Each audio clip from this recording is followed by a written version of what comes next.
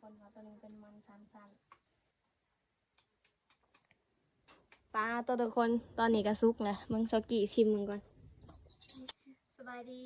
ทุกคนมื้อนี้เฮาก็มาอยู่กับช่องน้องกีซับของลานะทุกคนนะมื้อนี้เฮาก็มาอยู่ไฮโนนาคือกับทุกคนมื้อนี้ก็เฮาก็ถือซีนมาพัดกับกะหล่ำทุกคนคือกะหล่ำมานำคือกะหล่ำมาหัวนึงแล้วก็ซีนหมูกับปลาดามาโอ้ไม่พูดเน็ตเลือดออกว่าแต่เอาอันนี้มานำทุกคนห่อสมพานนั่นแหละแล้วก็เอาหมักแตงมาตำนั่นทุกคนตามขับชมกันทุกคนเดี๋ยวมาทุกคนตอนนี้ก็ล่างกระโตกแล้วก็ซิมาซอยกระหล่ำก่อนนะตัดเอาก่อนครึ่งนึงพอซิเอามาหุงมาตำทุกคนเอง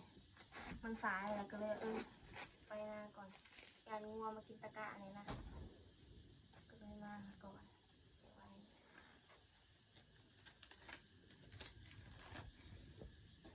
น้อยขึ้นอะไรไปหาเฮ็ดกับบ่ได้ซ้พาเดี๋ยวไปหาเลาะทุกคนแต่ว่าวิดีโอถ่ายซ้ำมันคนประมาณอันนี้ได้สละอีเบะว้าวเซอร์อันยูหน้าพุ่นแบบคนในบ้านนะทุกคนเขาได้กินแซ่บๆแบบนี้เพิ่นว่าประมาณแบบเขากินเสี้ยวคนแม่เพื่อนเขานายกินเสี้ยวเพื่อนพระเจ้าดีไม่ทำดีดูแลเขามันคนประมาณนี่พาเดี๋ยวไปป้าแล้วเขาอีเบะกะหยาเข้าไปบอกโอเคคือเนาะหยาเราอยากไปหาเห็ดเพาะดักโกไปประมาณ2 มื้อเพิ่นก็มาหาตอนนี้พ่อวันนี้นี่เนาะมากินผักจะเห็นเอาเลยจะเห็นเอาเลยขัวจะพักเลยโคมันตอนใหญ่โพดผักนะเริ่มเลยซอ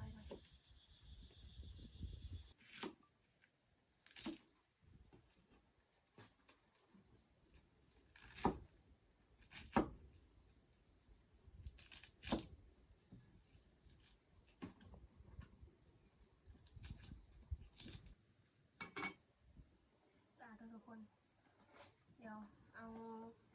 ยุ่งเท่าไรได้กินน้ำหมูอะไรตัวเองวะเห็นส้มเห็นส้มเห็นหัวพิษนี่ทุกคนยังพาไปกินน้ำหมูเลยนะเราจะเอามาปิ้งกินทุกี้ถือมา4 ห่อโอ้ยอยู่เหินยังจังห่อหัน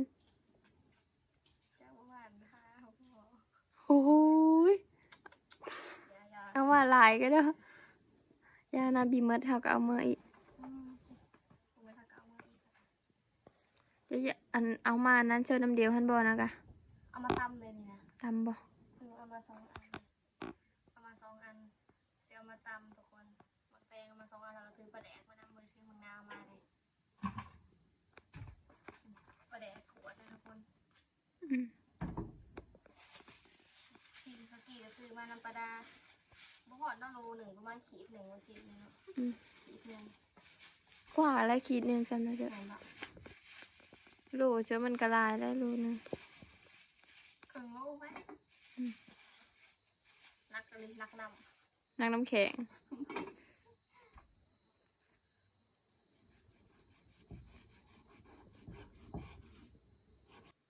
มันหยาบๆนะทุกคนเพราะตัวนึงเป็นมัน3 ชั้น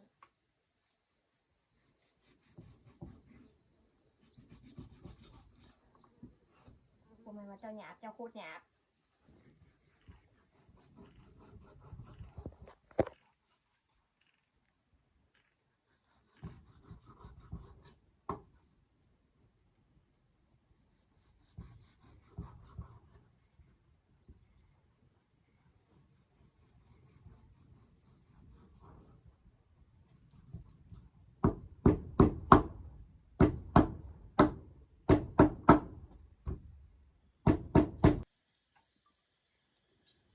ผมจะมาปอกมักแตงก่อนนะเพราะว่าในเวลาหอดโมงหอดยามกินข้าวกินน้ำเลยต้องปอกมักแตงตำมักแตงให้แซ่บๆด้วยบอกตัวเองแล้วเนาะลืมไปวันนี้เพื่อนเป็นนาทีเพื่อนเป็นคนขัวอะไรเพื่อนกินนะเป็นคนแบบทางนี้สกิเป็นคนตำเอาตำบอกตัวเองแล้วตำแซ่บๆ เสื้อสีเลยเนาะโคเสื้อนี้เลย โคสมอลนี่ พี่เลยก็อยู่หันพี่เลยก็อยู่หัน เอามันเป็นคนง่ายๆกินง่ายๆอยู่ง่ายๆโมฮอกอะ หมอกับอันเดียวถ้วยกับอันเดียว วรการอยู่หน้าเฮานะคันทำบุถือมาแล้วคือบุมีนะทุกคนสกีเนี่ยเอาถ้วยมาไว้เลยว่านี่2 ใบถือไปถือมาแล้วมันนักก็เลยป้าอยู่อีก2 ใบ มันคือห้องยางมาเนาะ อืม ห้องยางมามันหลายอัน แล้วก็ว่าสิเอาหมอมาหมอกับอยู่นี่ก็มีอยู่อย่างค่ะนะสมมติว่าเอาหมอมาแต่เฮือนแล้วเขาไปป่าแล้วเขาสิบุมีหมอใส่นะทุกคนพี่ก็เลยเอาหมออยู่หน้าเอาดีกว่าน้ำตาลกับคนมาแต่เฮือนนั้นจนหมดอยู่หน้าในน้ำตาล2 ถุงเฮือนมีน้ำตาลทิ้ง น้ำตาลถุงใหญ่2 ถุงซื้อมาเป็นคนมักกินน้ำตาลกินน้ำตาลยามันเป็นเบาหวาน แม่นหลายโพดนะที่อันน่ะเอาไว้กินกลับไปเลยบอกกันนะอีทอดเสื้ออันนี้ ทอดเธออันนี้ อันโคเสื้ออันนี้โคถอด จังฝาทอดมาแต่กว่านี้ ยุคเฮามันทันสมัยพี่เลยก็เฮ็ด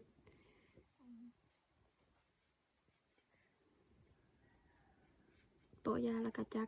กเพื่อสตีเป็นต เพราะว่าเป็นคนตำหูแสบน้ำเลยหยอกตัวเองแน่ ำ บางทีหยอกตัวเองนะเนี่ยเนาะ จำเป็นแล้วจำเป็นต้องได้ยองตัวเองแล้ว มั่นใจในตัวเองเนี่ยมันเป็นเรื่องดีแต่คนเขาต้องมั่นใจในจริตของตัวเองอันนี้เนาะอันนั้นเนาะ นะสอนเฮ็ดแนวนั้นแล้วติจักตั้งเทิงมันเฮ็ดเป็นตอนเลยก็ได้ติเอ้ย อันนี้นะ บ่ปาดอยู่เทิงพี่เด้อปาดใหญ่กว่าหันอีก นี่ว่า เออ ก็อันนี้มาของเฮ็ดจ้ะ เออจะตำเสื้ออันข้าวปุ้นได้แล้วติ อืม เสียดาย แม่สีเรือน เสียดายข้าวปุ้นเฮาบ่มี มื้อนั้นนี่ต้องมากินข้าวปุ้นอันนี้พากันทองรวมเพราะว่าข้าวปุ้นนะมันลายมือเลยทุกคนเลยมันจะหันจังนี้แบบล่างอยู่แต่เรื่องล่างแต่แบบว่า บ่ติ มันถือลงถือล่างนิดนึง เฮาโละบิซุกไปเลย ว่า เฮายิงทอง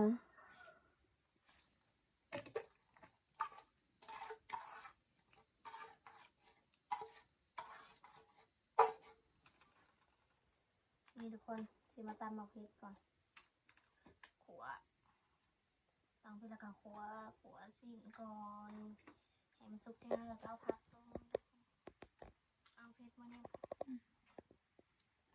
เดี๋ยวมาดูสิ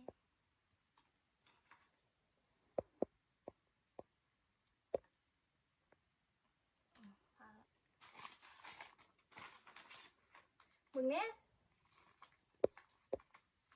คือได้กระโดดกับมันว้ายตายแล้ว เอ็ดเพิ่นน่ะ ฮะ เอ็ดเพิ่นน่ะ ตำพริก ตำไม่กินก็เจอครบก็เด้อ แบบนี้เอทานอลอ่ะ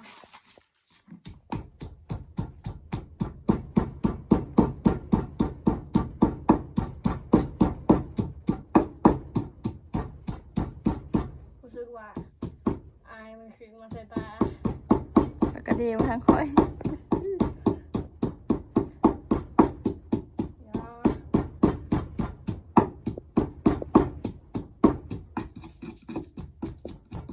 โอเค เดี๋ยวไปอันนั้นเลยไปนี่ มาทุกคน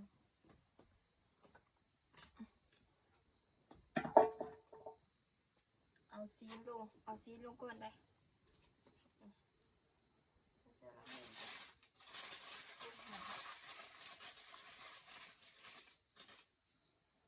โซงนี่ขึ้นป่านะม่านหมานทุกคน แต่เฮานะโซงนี่เฮาไม่ได้ขึ้นเลยเนาะติ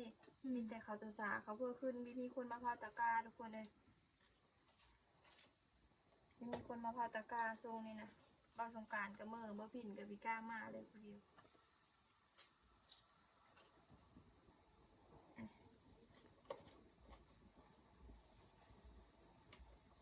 ไปกับพุ่นแล้วเนาะติเนาะ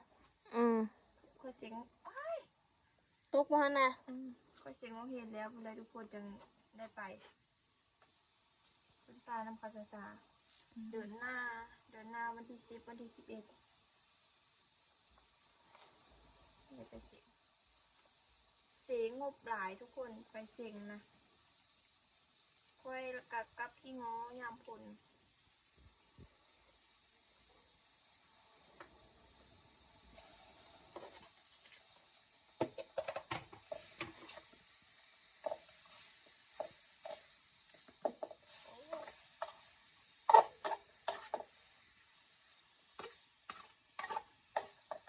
เอาน้ำไปก่อนเดี๋ยวซิมันต้องให้สุก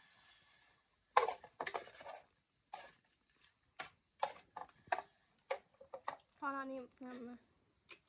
เดี๋ยวมาปรุงโอ้น่าทำมาก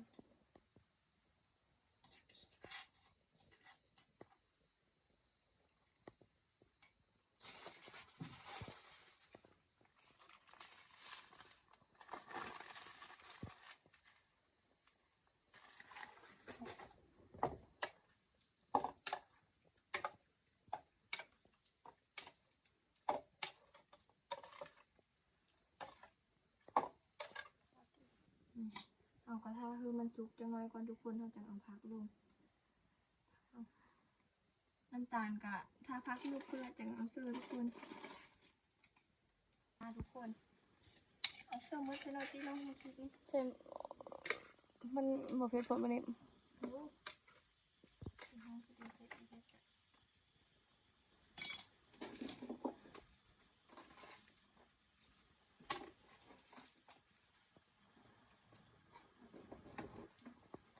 อาหารบ้านๆอีกแล้ว มี FC หลายคนนะที่แบบคอมเมนต์มาบอกว่าน้องกี้เป็นยังเสียงคือบ่ดังเลยเสียงน้องแอมดังกว่าอีกแบบจักเนี่ยคนเป็นแบบซอกกี้ก็พยายามเว้าดังอะไรคนมันได้สำนีอะไรฮะนะพยายามอะไรแบบพยายามแบบเข็นให้แบบเว้าดังนะมันได้สำนีอะไร เขาก็คือว่าเขาธรรมดาเนาะ ก็สกกี้ก็คือว่าสกกี้นะว่าธรรมดาเลยแต่คนคือว่าเสียงมันก็ดังเลยไปเบิ่งในคลิปน่ะเสียงมันแบบบ่อยากดังนะแล้วก็ว่าแบบ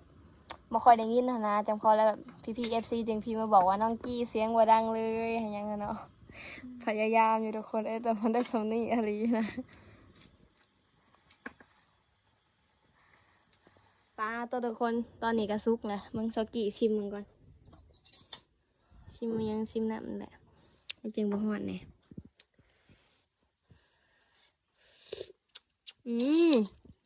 เฮ้ยอร่อยว่ะแซ่บทุกคนเบิ่งสกีไปตำหมักแตงก่อนนะทุกคน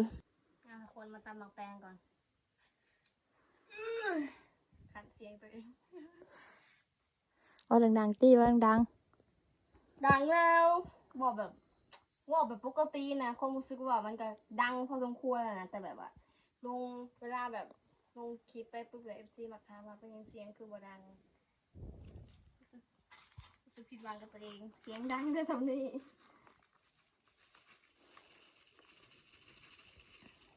แต่ไรเนาะแต่ไรแซ่บไรใส่หน่อยแซ่บหน่อย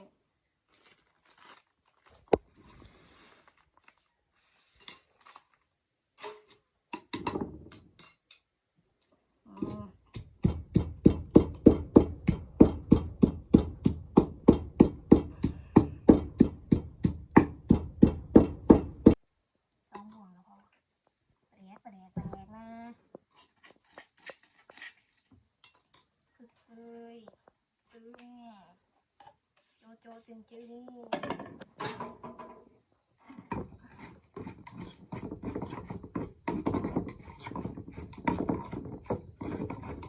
ไม่ใช่ได้มืออย่างนาว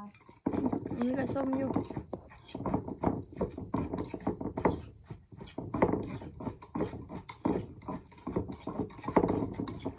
ชิมฝีมือตัวเองก่อนว่ามันเป็นแบบจังไดเราเอิ้นฝีมือต้องเอิ้นขี้มือ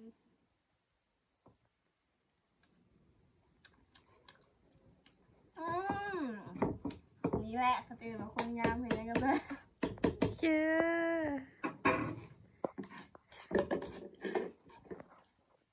อุ้ยมี มีออกก็ยาวกูเองมันอยู่แล้ว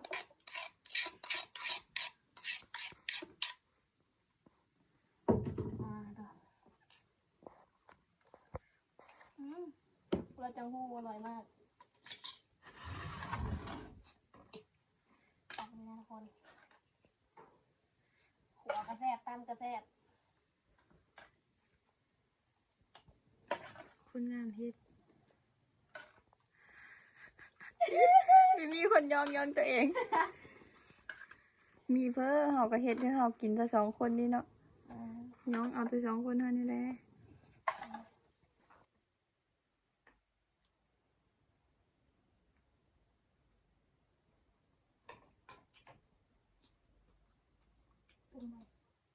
เสียสิ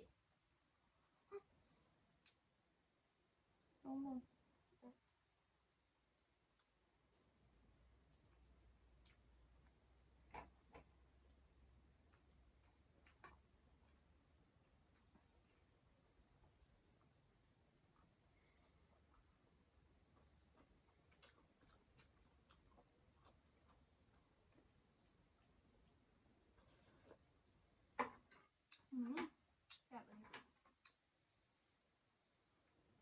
กินกาแฟ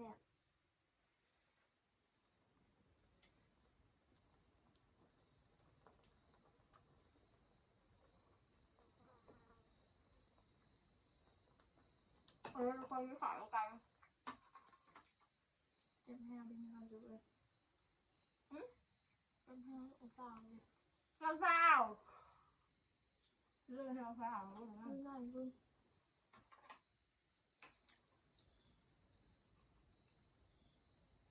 กินยาไปเจ็บกระแสบ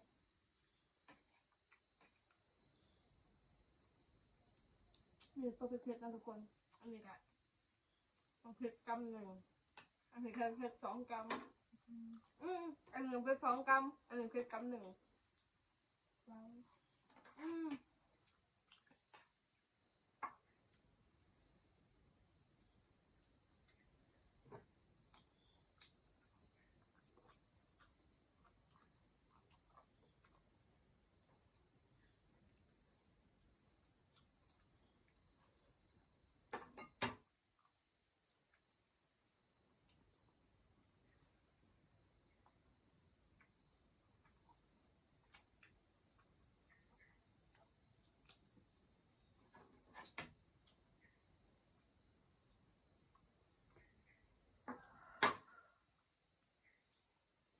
ภาษาเราอะเราจะขึ้นป่าเลยคนละกาหายสมุนเมาหลด สมุนว่าซั่น สมุน มันแปลว่านั่นเลยสมุนนะ สมุนกะต้องลูกหลานนี่แหละบอกกับน้องบอกกับลูกน้อง แม่นบ่ อืม